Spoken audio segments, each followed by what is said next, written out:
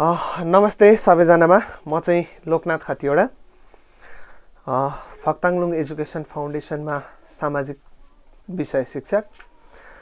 आजदेखि मैले पढाउँदै आएको सामाजिक विषयका विभिन्न पाठहरूलाई यहाँ घरमा भिडियो मार्फत पनि पढाउन गइरहेको छु, जसमार्फत विद्यार्थीहरूलाई केही हेल्प हुन्छ कि भन्ने मेरो आशा रहेको छ। त्यस अन्तर्गत आज मेरो पहिलो च्याप्टर रहेको छ समाजको अवधारणा। यो च्याप्टर चाहिँ कक्षा 6, 7, 8 को सामाजिकमा पढ्नुपर्ने च्याप्टर हो। यसलाई कक्षा 6, 7 र 8 तीनै तहको सामाजिकमा राखिएको छ। यो पाठ पढ्दा हामी सबैभन्दा पहिले पढ्छौँ समाजको अवधारणा।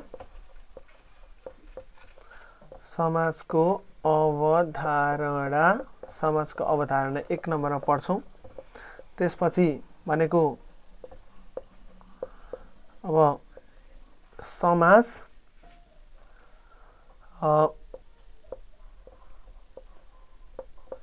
निर्माणका र विकासका चरणहरू। हामी पहिले समाजको अवधारणा पढ्छौँ, त्यसपछि समाज निर्माण र विकासका चरणहरू पढ्छौँ। समाजको अवधारणा भन्नुपर्दाखेरि हामी बुझ्न सक्छौँ यो चाहिँ समाज भनेको के हो। यो समाजको अवधारणाको मतलब हो समाज भनेको के हो। हामी यसरी पनि बुझ्न सक्छौँ समाज भनेको मानिसहरूको एउटा समूह हैन। समाज भनेको यस्तो कुरा हो जहाँ मानिसहरू समूहमा बस्छन् हैन। उनीहरू मिलेर आफ्नो संस्कार साझा गरेर मिलेर बस्छन्, त्यो नै हाम्रो समाज हो। जहाँ मानिसहरू मिलेर बसेका छन् त्यसलाई नै हामी समाज भन्छौँ हैन। अनि समाज बन्नको लागि हामीलाई के चाहिन्छ भने सबैभन्दा पहिले त हामीलाई व्यक्ति चाहिन्छ। जब व्यक्ति मिलेर परिवार बन्छ, त्यस्तै परिवार मिलेर समाज बन्ने गर्छ। र हाम्रो समाजमा भनेको विभिन्न जात जाति, भाषा मान्ने, साथै विभिन्न धर्मका, साथै विभिन्न संस्कृति मान्ने मानिसहरूको बसोबास रहेको हुन्छ। अनि अब समाज निर्माण र विकासका चरणहरू यो हेर्ने हो भने यसका मुख्यतः 3 चरणहरू छन्। क ख ग। पहिलो छ ढुङ्गे युग, दोस्रो छ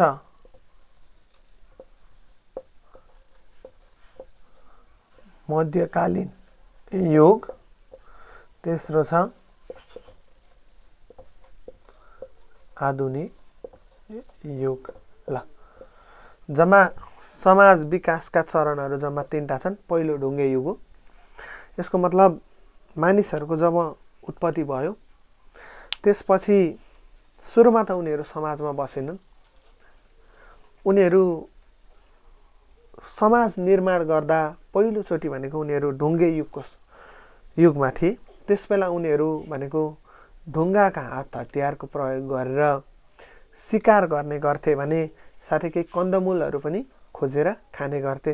त्यो बेलाको समाज भनेको कस्तो भने उनीहरू एउटा परिवार मिलेर बस्थे। एउटा परिवारदेखि बाहेक उनीहरूको ठुलो समाज हुँदैन थियो। त्यो बेला उनीहरू परिवारका जुन बलिया युवा मानिसहरू हुन्छन् उनीहरू भनेको शिकार खेल्नका लागि जान्थे, शिकार गर्नका लागि। त्यस्तै परिवारमा अन्य सदस्यहरू भनेको ओडारमा बसेर त्यो शिकार ल्याएको खाने लगायतका कामहरू गर्थे। अनि त्यही ढुङ्गे युगमा बिस्तारै पछि शिकार ठुला जीवहरूको शिकार गर्नको लागि धेरै मानिसहरू चाहिने हुन थालेपछि उनीहरूले भनेको ठुलो समूहमा पनि बस्न थाले।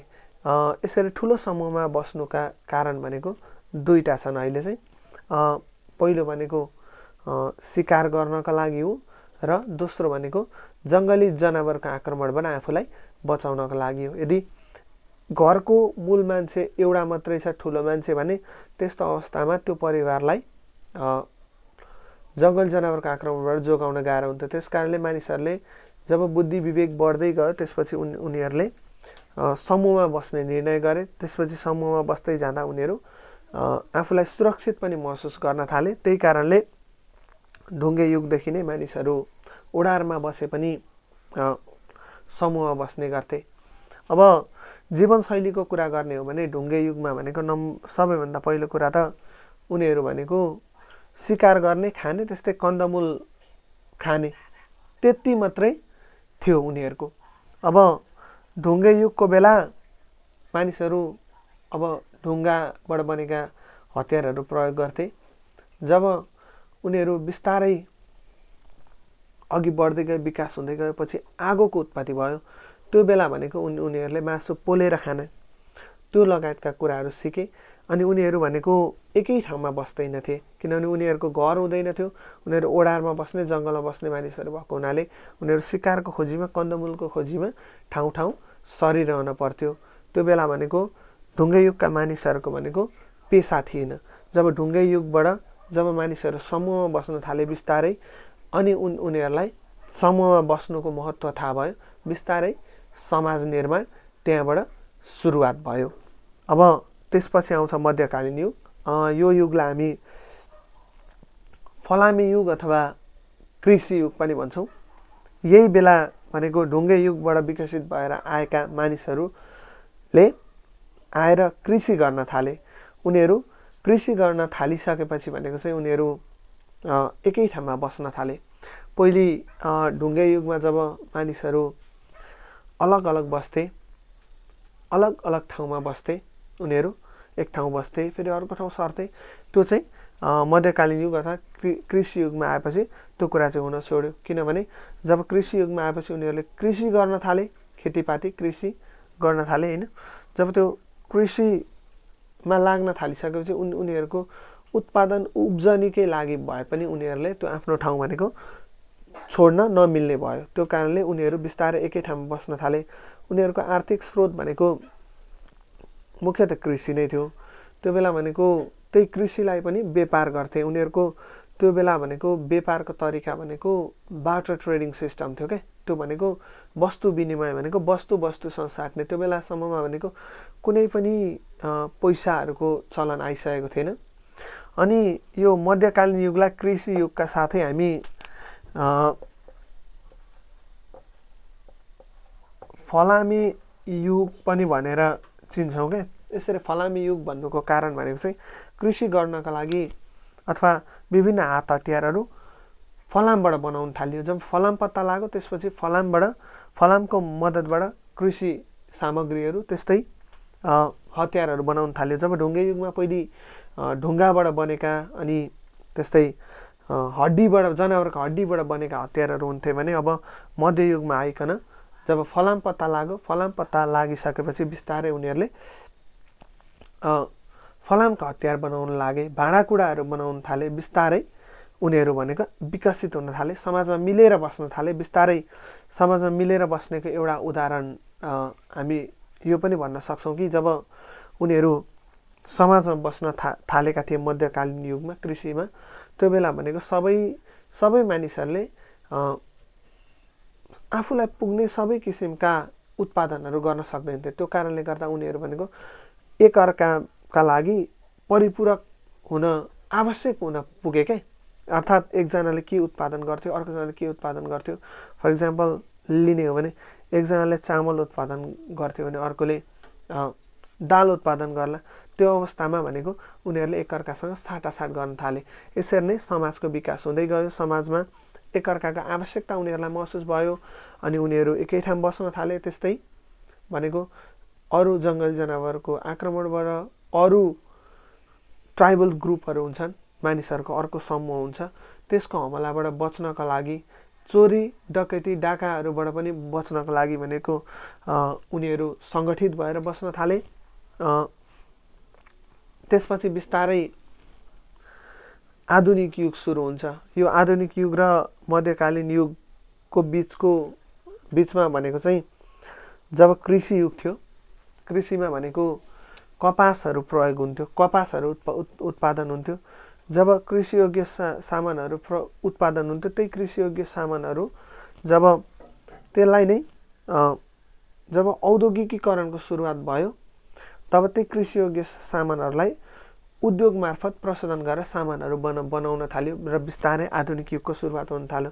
फर इक्जाम्पल हामी हेर्न सक्छौँ जब कृषि युगमा उत्पादन भएको कपास, त्यो कपासलाई जब औद्योगिकीकरण सुरु भयो, उद्योग, जब मानिसहरूको दिमागमा यो आउन थाल्यो कि अब हामी यो कपासबाट त लुगाहरू पनि बनाउन सक्छौँ भन्ने आउन थाल्यो, त्यसपछि उनीहरूले लुगाहरू बनाउन थाले। बिस्तारै लुगाहरू बनाउँदै गइसकेपछि हातले बनाइसकेपछि त्यो हातले बनाएको त ज्यादै महँगो हुन्थ्यो, सबैले अफोर्ड गर्न पाउँदैनथे।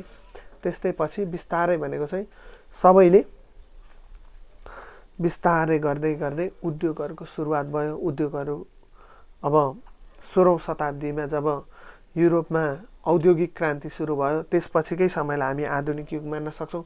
जब उद्योगहरूको सुरुवात भयो, उद्योगको विकास भयो, त्यसपछि भनेको चाहिँ मानिसहरूले उद्योगबाट सामानहरू निर्माण गर्न थाले। जब मानिसहरू शिक्षित हुन थाले, आधुनिक शिक्षा पाउन थाले, उनीहरू समाजमा मिलेर बस्न थाले, जब त्यसपछि भनेको चाहिँ पैसाको सिस्टम पनि आयो। पहिले भनेको चाहिँ मध्यकालीन समाजमा भनेको चाहिँ जब असर्फीहरूको प्रयोग हुन्थ्यो, जता सुन चाँदीका पैसाहरूको प्रयोग हुन्थ्यो, त्यस्तै अहिले पछि औद्योगिक क्रान्ति पछि भनेको चाहिँ देशहरू फर्मुन थाले र देशहरूले भनेको आफ्नै आफ्नै देशका लागि पैसाहरू निर्माण गर्न थाले र पछि त्यसै मार्फत कारोबार हुन थाल्यो।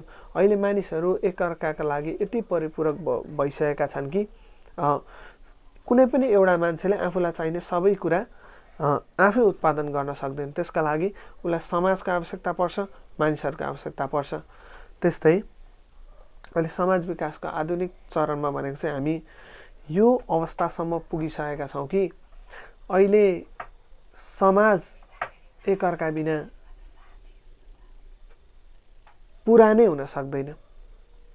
अनि यति कुरा पनि हामीले बुझ्नुपर्छ कि यदि हामी बसिरहेको समाजमा अहिले हरेक मानिसहरूको फरक फरक रोल छ कि त्यसैले त अहिले समाज पनि निर्माण भएको छ। त अहिले हामीलाई समाज किन आवश्यकता पर्छ भन्दाखेरि अहिले हामीलाई समाज विभिन्न कारणहरूले आवश्यकता पर्छ। आफ्नो सुरक्षाका लागि, आफूलाई चाहिएको कुराहरूको व्यवस्थापनका लागि, साथै साथ सहयोगका लागि, यस लगायत विभिन्न कुराहरू छन् जसका कारणले हामीलाई समाज चाहिन्छ। ल, आजको च्याप्टर थियो समाजको अवधारणा, जसमा मैले समाज भनेको के हो बताएँ अनि त्यसका साथै समाज विकासका चरणहरू ढुङ्गे युग, मध्यकालीन युग र आधुनिक युगलाई बताएको छु। अर्को भिडियोमा छिटै उपस्थित हुनेछु अर्को च्याप्टरको साथमा। हस्त, धन्यवाद।